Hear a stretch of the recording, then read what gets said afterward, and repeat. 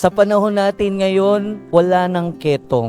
Madali nang gumaling ang ketong. Pero ang pagiging ketongin ay pwede pa rin nating maranasan. Pwede pa rin maranasan ng ating kapwa. Dahil kahit wala ng ketong, ang effect na parang ketong ay nangyayari pa rin sa pamamagitan ng kasalanan. Sa pamamagitan ng pagbababad at pananatili sa kasalanan. Kumbaga, nagkakaroon tayo ng espiritual na ketong. At mananatili tayo doon kung patuloy nating tatanggihan ang grasya ng Diyos, kung hindi natin nahayaan na baguhin tayo ng grasya ng Diyos. Kaya sa pagpapatuloy ng ating buhay, kung meron mang tayong ketong na nararanasan, hayaan nating pagalingin tayo ng Diyos. At habang hinahayaan natin na pagalingin tayo ng Diyos, hayaan din natin yung kagalingan na ito ang patuloy na magbago sa atin. At hayaan natin yung kagalingan